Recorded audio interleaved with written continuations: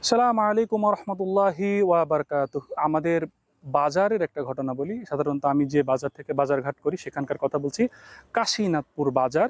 সেখানে আমি কাঁচা বাজার থেকে আমি কাঁচামাল কিনছিলাম। এমন সময় একজন ব্যক্তি এসে এক নব্য হুজুরের বিরুদ্ধে প্রচণ্ড রাগান্বিত স্বরে, প্রচণ্ড উচ্চ আওয়াজে তাকে চরম গালাগালি পাচ্ছিল।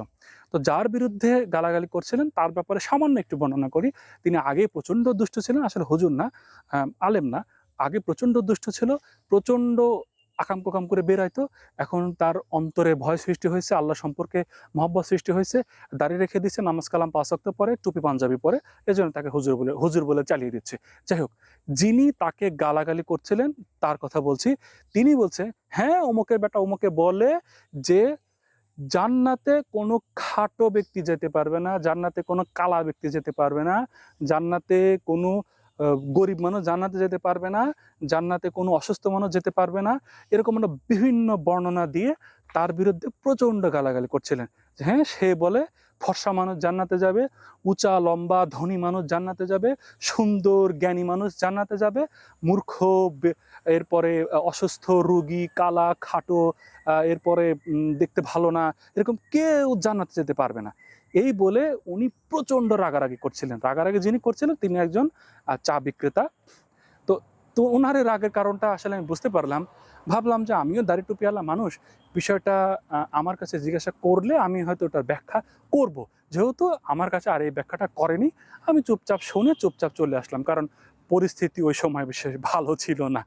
এরপরে আমি এই বিষয়টা জানতাম। সেটা হলো আল্লাহ রাসূল সাল্লাল্লাহু আলাইহি ওয়াসাল্লামের কাছে এক বুড়ি গিয়ে বললেন যে, "আমি কি জান্নাতে যেতে পারবো?" বুড়ি অথবা বুড়া। তখন রাসূলুল্লাহ সাল্লাল্লাহু আলাইহি ওয়াসাল্লাম বললেন যে, "কোনো বুড়ি অথবা বুড়া মানুষ জান্নাতে যাবে না।" এরপরে সে তো প্রচণ্ড মন খারাপ করে আল্লাহ রাসূল সাল্লাল্লাহু আলাইহি সাল্লামের সেই বৈঠক থেকে উঠে চলে যেতে লাগলেন।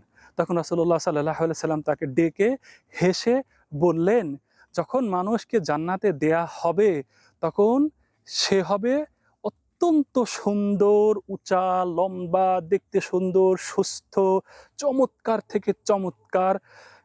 মানে যত গুণাবলী থাকতে পারে সমস্ত গুণাবলী দিয়ে তাকে সেইভাবে রেডি করে পরিপাটি করে এরপরে তাকে জান্নাতে প্রবেশ করানো হবে।" এটাই ছিল সেই ঘটনাটা, যেটা ওই ব্যক্তি ব্যাখ্যা করতে গিয়ে হয়তো ভালোভাবে ব্যাখ্যা করতে পারেনি, অথবা সেই ব্যক্তি বোঝেনি, অথবা সেই ব্যক্তি ঠিকই বুঝেছে, সে বর্ণনা ঠিকই করেছে, এই চা বিক্রেতা সেভাবে বোঝেনি। এই ছিল মূল ঘটনা। এই ঘটনাটাকে আসলে কিভাবে কি হয়ে যায় মানুষের আসলে বোঝা বড় কঠিন। তাই যে জিনিস আমি বোঝাতে পারবো না তা আমি বলবো না, যে জিনিস আমি বুঝি নাই তা আমি একাধিকবার বোঝার চেষ্টা করব। এইটাই ছিল এই ভিডিওর শিক্ষা।